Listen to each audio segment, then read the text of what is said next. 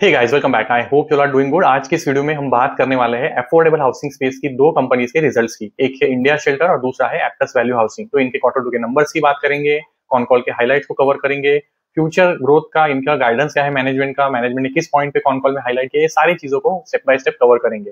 सिर्फ अगर common points देखें, इंडिया शेल्टर हो गया या फिर एप्टस वैल्यू हाउसिंग, दोनों में ऑलमोस्ट इनका जो लोन बुक का साइज है 10-11,000 करोड़ के आसपास है। तो सिमिलर साइज का बुक है। बट इंडिया शेल्टर देखेंगे तो हायर पेस से ग्रो कर रही है। अब इसका जो पेस है इस क्वार्टर में 31% रहा है। एप्टस का जो ग्रोथ है 22% का रहा है। तो एप्टस का डेफिनेटली जो पेस ऑफ ग्रोथ है लोन बुक को ग्रो करने का, वो थोड़ा सा स्लोअर साइड पे है। अभी ट्रेंड देखेंगे तो इंडिया शेल्टर हो या फिर एप्टस हो, इनका लोन बुक का ग्रो करने का जो पेस है वो नीचे आया है।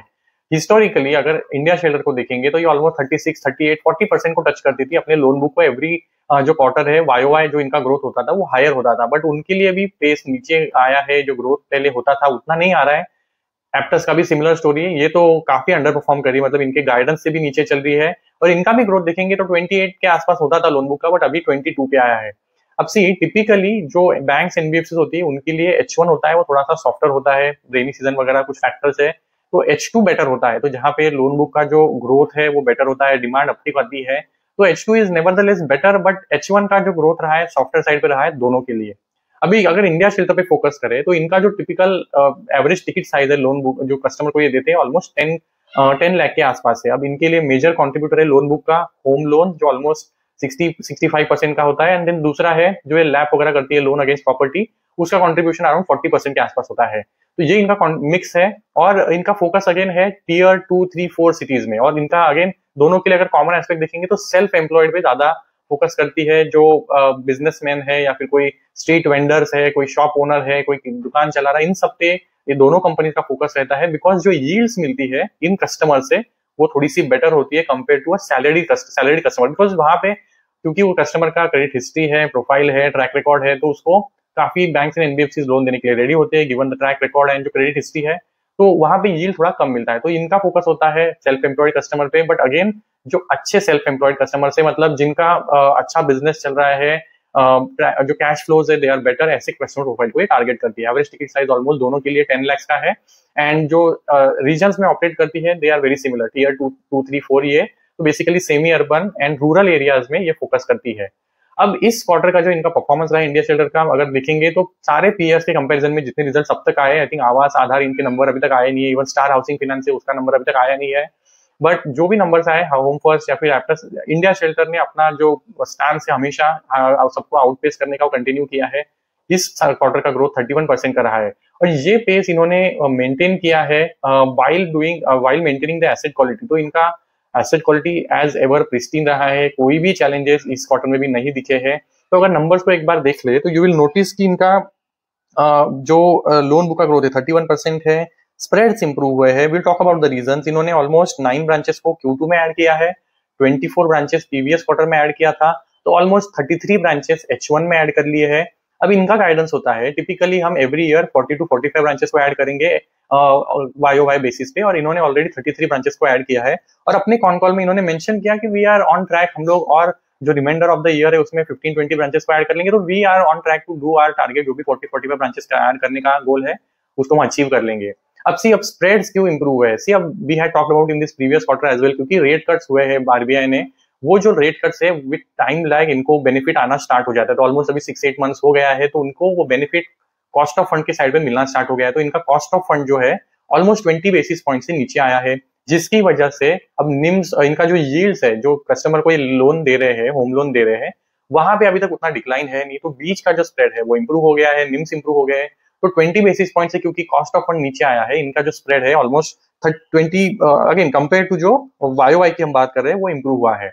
अगेन निम्स में भी इंप्रूवमेंट है हल्का सा। और ये ट्रेंड इनके अगर कॉन कॉल की बात करें तो इनको कॉन कॉल में इन्होंने हाईलाइट किया कि आज still we anticipate another 20 basis point benefit to come in the cost of fund. इनका वो खर्चा कम होगा, जिसकी वजह से इनका spread can even go higher from here. तो ऑलमोस्ट 6.5, 6.7 तक ये जा सकता है बाय एंड ऑफ FY26। तो trajectory of NIMS and spread is going well for them. यहाँ पे कोई पिक्चर में दिक्कत नहीं है। अब ओपेक्स टू ओईएम देखिए, अब ब्रांच एक्सपेंशन कर रहे हैं तो इट हैपेंस कि आपके खर्चे बढ़ जाते हैं, बट ये भी इनके लिए कंट्रोल में रहे। अब इनका जो ये परसेंटेज है ओपेक्स टू ओईएम का, जब आईपीओ आया था 4.8 पे था, और तभी से इनका गाइडेंस है it will come down every year almost 15-30 basis point से, और ये ट्रेंड कंटिन्यू हो रहा है। अगर आप देखेंगे तो ये ऑलमोस्ट अभी 4.1 पे आया है कंपेयर टू प्रीवियस Q2 जब इनका 4.4 पे था, तो 30 बेसिस पॉइंट से ये नीचे आया है, and which is good. Quarter on quarter भी यहाँ पे इंप्रूवमेंट, तो इसेंशियली ये बता रहा है कि ब्रांच एक्सपेंशन जब कर रहा है तो they are controlling their expenses, right. मतलब एम्प्लॉय एक्सपेंसेस वो उतने पेस से नहीं बढ़ रहे, बिकॉज डिजिटल पे आपका फोकस है। डिजिटल कलेक्शन ऑलमोस्ट 95% इनका ऐप के थ्रू हो जाता है। लोन ओरिजिनेशन जो करना है वो भी अपने टेक प्लेटफॉर्म के थ्रू कर लेते हैं।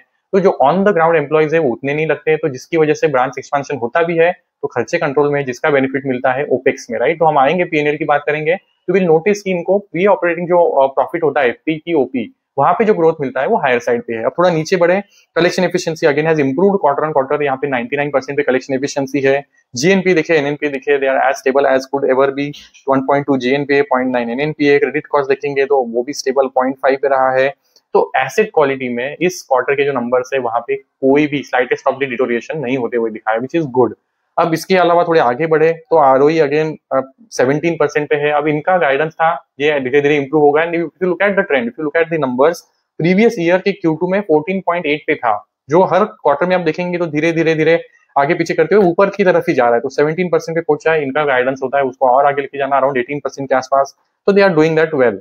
अब सी 30 डीपीडी अगर देखेंगे तो यहाँ पे सिक्वेंशियली देखे या फिर वाईओवाई देखे तो नंबर बढ़ा है, 4.7 पे इनका 30+ डीपीडी गया। अब इसका मतलब क्या है, तो सी 1+ डीपीडी होता है कि भाई जो कस्टमर है अपना एक दिन आगे हो गया, उसने पेमेंट नहीं किया है। अब 30+ डीपीडी मतलब 30 डेज पास्ट वो कस्टमर है जिसने अपना ईएमआई पेमेंट नहीं किया है, तो इसेंशियली उसने 2 ईएमआई मिस कर दिए, राइट। तो ये इंडिकेटर होता है, थोड़ा अर्ली स्टेज इंडिकेटर, ये बताता है कि अगर कस्टमर पेमेंट नहीं कर रहा है तो वो अगर 90 डेज तक पेमेंट नहीं करेगा तो वो बन जाएगा एनपीए। तो इस केस में इनका ये नंबर है स्लाइटली डिटोरेट हुआ है, तो इस पे डेफिनेटली आप कॉन कॉल में तो सवाल उठेंगे कि ये क्यों हो रहा है। अगर आपका जो जीएनपीए एनएनपीए वो नहीं बढ़ रहा है, अपने क्रेडिट कॉस्ट अगर आपका नहीं बढ़ा है, तो why is this number deteriorating and can it improve. तो इनका कहना है ये हैपन सीजनली, इम्पैक्ट आता है इसका जब customer is not able to maybe pay for some reason, but इसमें कोई भी अलार्मिंग या फिर कोई नेगेटिव सरप्राइजेस नहीं आने वाले हैं। They anticipate this to get reverse by H2, तो आगे चलते हुए the situation is going to improve. अब इनका कहना है कि in basically in case of home loans this also benefit of कि ये जो सरफेसी एक्ट होता है इसको इन्वोक कर सकते हैं अगर कस्टमर 90 डेज तक पेमेंट 90 डेज के बाद पेमेंट नहीं करता है। तो इसेंशियली कस्टमर को टाइमली वार्न करते रहते हैं एंड दे एक्ट इमीडिएटली अगर वो 90 डेज के आगे पेमेंट नहीं करता है, इसेंशियली अगर एनपीए बनता है।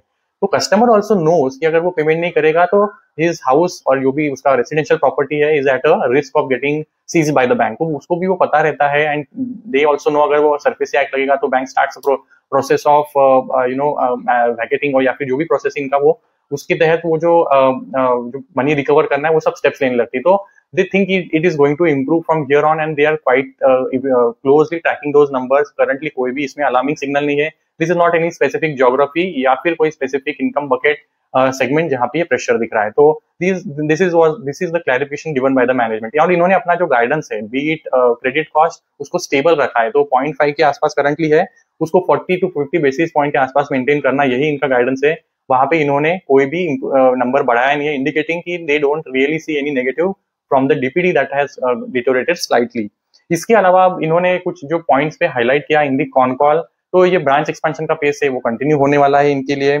इसके अलावा इनको कुछ फंडिंग मिली है डिफरेंट सोर्सेज से, लाइक इन्होंने सिडबी से पैसा उठाया है, इवन एनएचबी से इनको 550 करोड़ का फंडिंग मिला है। तो सी अब ये सोर्स ऑफ फंडिंग जितना आप डाइवर्सिफाई करेंगे और बैंक से बोरोइंग जितना कम करेंगे, बिकॉज एनएचबी से जो फंडिंग मिलता है आपका वो लो कॉस्ट फंडिंग होता है, तो अगर एनएचबी से आपको पैसा मिलेगा तो आपकी जो ओवरऑल कॉस्ट ऑफ फंड है, जो कॉस्ट ऑफ का बोरिंग है वो नीचे आता है। तो करंटली जो इनका कॉस्ट ऑफ बोरिंग 8.5 पे है, बट इंक्रीमेंटल ये जो बोरिंग कर रहे हैं वो 8.1 पे है। एंड ये इसी से इनको कॉन्फिडेंस आता है कि आगे जाते हुए भी हमारा जो कॉस्ट ऑफ बोरिंग है पूरे बुक का वो नीचे नीचे स्टेज पे आएगा। इसकी वजह से यही वन ऑफ द फैक्टर है कि कॉस्ट ऑफ बोरिंग जो है ओवरऑल इंक्रीमेंटल जो कर रहे हैं वो लोअर रेट पे कर रहे हैं, राइट। तो ये फैक्टर है जो स्प्रेड ऑन निम को सपोर्ट करता है। अभी अगर एक बार इनका पीएनएल देख ले तो यू विल नोटिस कि इनके इंटरेस्ट इनकम जो देखेंगे इसका ग्रोथ रहा है ऑलमोस्ट कितना रहा है, राइट। मतलब इनका इंटरेस्ट इनकम का ग्रोथ रहा है ऑलमोस्ट 32%, टोटल इनकम का ग्रोथ 30% रहा है। नेट टोटल इनकम देखेंगे 30% रहा है। उसके नीचे आते हैं तो ऑपरेटिंग एक्सपेंस हार्डली 24% से बढ़ा है। तो सी ऑपरेटिंग एक्सपेंस कम पेस से बढ़ रहे हैं while they have added 33 branches in H1, और ये एक्सपेंसेस क्योंकि कंट्रोल में है तो pre provisioning operating profit has grown by 34%। तो थोड़ा ऑपरेटिंग लेवरेज भी मिल रहा है इनको, और ये इनकी हमेशा से स्टोरी रही है, मतलब प्रीवियस कितने साल क्वार्टर से हम इसको ट्रैक कर रहे हैं, इनको एवरी क्वार्टर स्मॉलर और लार्जर ऑपरेटिंग लेवरेज मिलता है and continues to be the story this quarter as well. Credit cost 22% से बढ़े हैं। अब क्वार्टर ऑन क्वार्टर यहाँ पे डिक्लाइन है, बट YOY नंबर बढ़ा है, तो फिर भी इनको वो जो पैट है वहां पे भी वो ग्रोथ दिखा है हायर पेस से, 35% की पैट ग्रोथ है। तो नंबर्स इनके डेफिनेटली अच्छे रहे हैं, जो ग्रोथ रहा है वो अच्छा रहा है, और पैट में वो कन्वर्ट हुआ है, मतलब ऐसा नहीं हुआ है आइदर ओपेक्स लेवल पे या फिर जो प्रोविजनिंग ज्यादा करनी पड़ी, कोई भी लेवल पे नेगेटिव प्रेशर या सरप्राइज नहीं, जिसकी वजह से जो पैट का ग्रोथ है इज हायर साइड। एंड देखेंगे ना आप, तो ये इनका स्टोरी रहता है, इसकी वजह से आप इसका देखेंगे तो price to book after the results जो ऑलमोस्ट 3.5 के ऊपर चला जाता है, रिजल्ट्स के बाद वापस नीचे आ जाता है, because you are getting you are delivering on the EPS growth, right. तो ईपीएस जैसे बढ़ेगा, योर जो प्राइस टू बुक है या फिर P ratio, it again tends to come down. तो 3.2 3.3 के आसपास करंटली इनका प्राइस टू बुक है, विच इज वेरी कंपेयर मतलब बेटर कंपेयर टू अगर पीयर देखेंगे, एप्टस ऑलमोस्ट 3.5 3.6 के आसपास है। इंडिया जो होम फर्स्ट फाइनेंस है वो तो 4 के ऊपर चल रहा था, अब रिजल्ट के बाद इनका थोड़ा पिटाई तो हो गया है, बिकॉज अगेन इनका भी पेस ऑफ ग्रोथ जो नीचे आ रहा है, बट वो भी आई थिंक 3 के आसपास है। तो India Shelter is growing at the fastest pace and available at around 3 price to book, which is not a bad deal.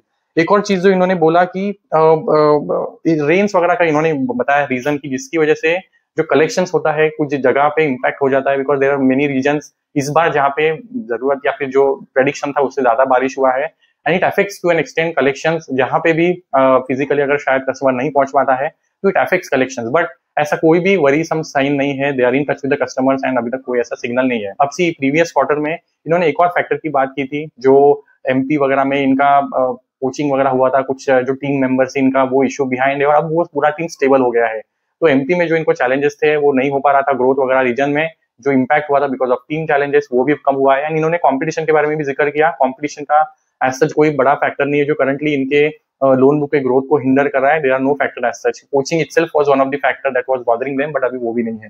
तो numbers are good for them and as such कोई surprise नहीं है। Current जो composition है 60-65 के आसपास loan, home loan, और जो 40% के आसपास लैप है, इसी को आगे ये कंटिन्यू करने वाले हैं। एंड मतलब they are so predictable numbers, they I mean they have guided the similar story to continue 30-35% even for next 2 years. We can easily grow 40 to 45 branches even going forward they plan to add.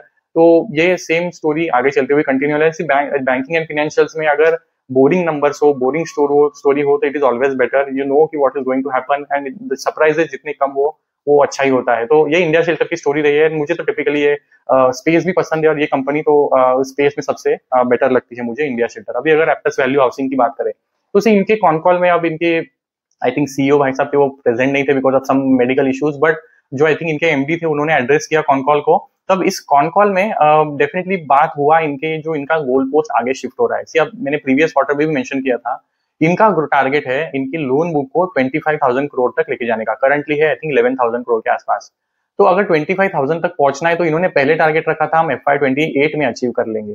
फिर उन्होंने previous quarter में Q1 के result के बाद अपने con call में बोला कि ये जो लोन बुक है हम 25,000 तक पहुंचेंगे, बट FY29 आ जाएगा। तो स्मार्टली आगे पुश कर दिया, लाइक किसी को पता ही नहीं चलेगा, राइट। मतलब एंड देन अभी इस क्वार्टर का जब कॉन कॉल हुआ कि अब उन्होंने बोल रहे हैं कि हम मीडियम टर्म में अचीव कर लेंगे। तो सी ये जो चीज है ना, एक तो आपका लोन बुक का जो ग्रोथ का पेस है वो नीचे आ रहा है, प्रीवियसली 28-30% के आसपास एप्टस भी था, अभी 22 पे ग्रो कर रहा है, एंड जो गोल पोस्ट है वो आगे धीरे धीरे शिफ्ट हो रहा है। तो अगर इनको 25,000 करोड़ AUM पे पहुंचना है बाय 29 भी, तो 25% प्लस पे लोन बुक को ग्रो करना है। बट इनका लोन बुक का जो ग्रोथ है वो अभी 22 पे आया है, और इनका लोन बुक का जो साइज है वो कोई बहुत बड़ा नहीं है, लाइक मतलब आवास हो गया या फिर आधार हो गया, they are at least have size of like 25,000 crore का लोन बुक उनका ऑलरेडी है, but they are also growing at 22-21% loan book. आएंगे नंबर तो हम बात करेंगे, बट एप्टस छोटा सा बुक है and still is struggling to grow at 25%। तो ये मुझे थोड़ा एप्टस का नेगेटिव लगता है, और ये कॉन्स्टेंटली अपना गोल पोस्ट आगे शिफ्ट करते रहते हैं। अभी अपन नंबर देख ले, यू विल नोटिस 22 का लोन बुक का ग्रोथ है।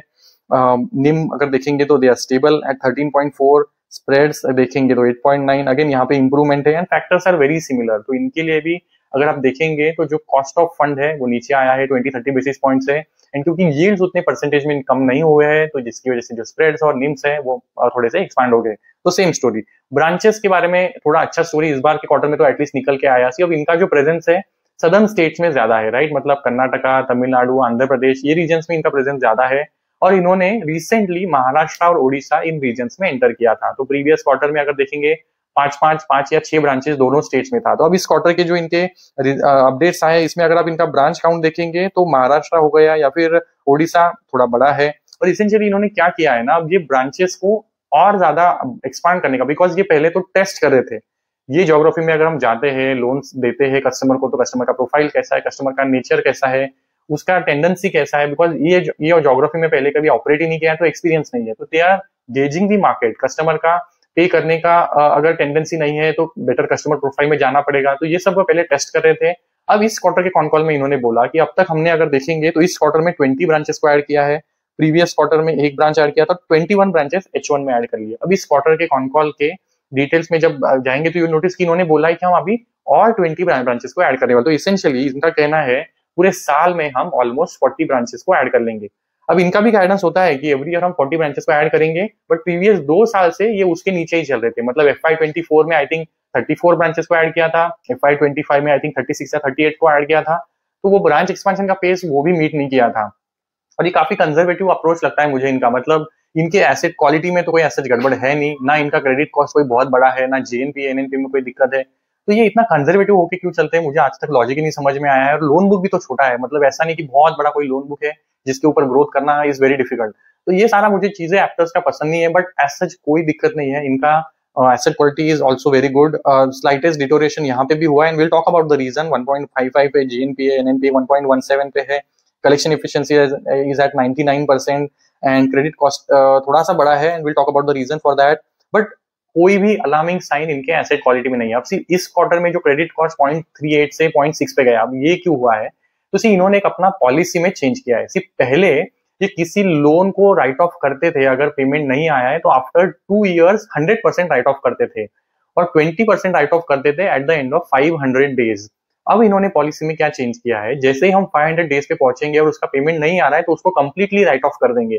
तो ये वन ऑफ जो एडजस्टमेंट इन्होंने इस क्वार्टर में किया है, जिसकी वजह से इनका जो वो क्रेडिट कॉस्ट है वो 0.6 पे गया है। तो ये वन ऑफ इम्पैक्ट है। इन्होंने बेसिकली एक और प्रूडेंट स्टेप लिया है कि हम भाई 2 साल का वेट क्यों करें, राइट? मतलब 500 दिन होते हैं, तो 1.5 साल के आसपास का जो टाइम है तभी हम उसको कंप्लीटली राइट ऑफ कर देंगे इन केस वहां से पैसा नहीं आ रहा है। ऑब्वियसली उसको रिकवर करने का एफर्ट तो चलेगा, और वो रिकवरी भी 70-80% टाइम हो ही जाता है, बिकॉज जो अंडरलाइन प्रॉपर्टी है, जो भी हाउसिंग या फिर रियल एस्टेट प्रॉपर्टी है, वो आप रिकवर कर सकते हो। तो ऐसा नहीं कि रिकवरी नहीं होगा, बट उसको राइट ऑफ तुरंत कर देंगे आफ्टर 500 डेज 100%। तो इसकी वजह से क्रेडिट कॉस्ट थोड़ा सा बड़ा है, बट एज सच कोई भी वरी नहीं है इन टर्म्स ऑफ कि भाई प्रोफाइल जो क्वालिटी ऑफ लोन बुक है क्या वो डिटोरिएट हुआ है।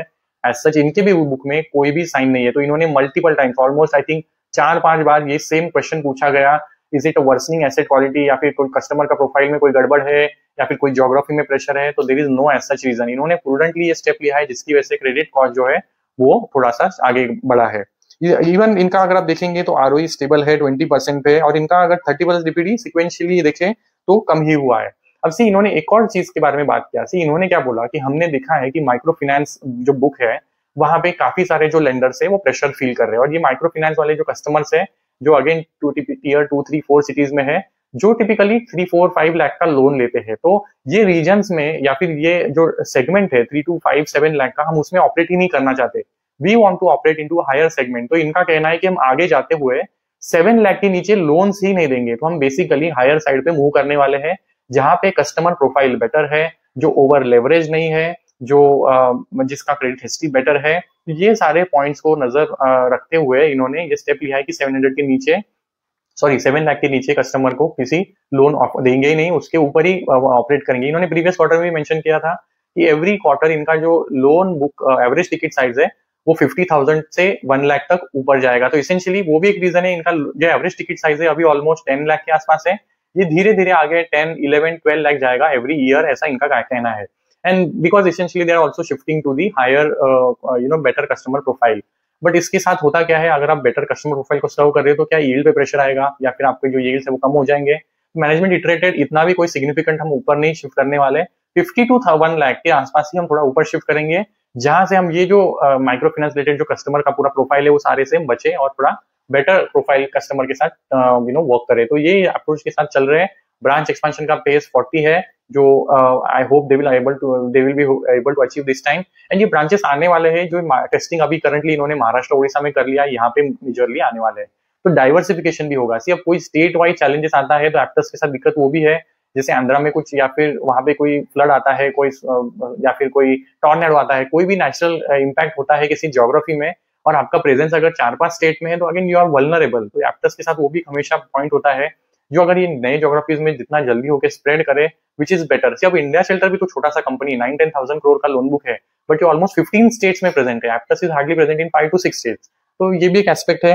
बट कस्टमर प्रोफाइल की बात करिए, एक और एस्पेक्ट, तो इन्होंने अपना जो टेक प्लेटफॉर्म है, लोन ओरिजिनेशन प्लेटफॉर्म है, उसको अपग्रेड कर लिया है। तो ये इनका जो इसेंशियली डिसबर्समेंट का अगर आप ग्रोथ देखेंगे तो ये स्लोअर साइड पे क्यों रहा है। वाई देखेंगे तो हार्डली 3% का ग्रोथ है डिसबर्समेंट में, क्यू 24% पे आया है। बट ये इसका रीजन रहा है कि इनका टेक प्लेटफॉर्म का अपग्रेड भी चल रहा था जो पूरा हो गया है और ये अभी टेस्टिंग होकर स्टेबल भी हो गया है। तो इनका कहना है एक तो रेनी सीजन हो गया, या फिर ये जो सेकंड एस्पेक्ट है कि 7 लाख के नीचे आप ये लोन नहीं देने वाले, बेटर कस्टमर प्रोफाइल को लोन देंगे, ये सेकंड फैक्टर है। और थर्ड है इनका जो है टेक प्लेटफॉर्म अपग्रेड हो रहा था जो अभी पूरा हो गया है।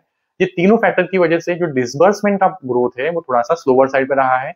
But going into H2 and henceforth ये पेस पिकअप होगा, ऐसा इनका कहना है।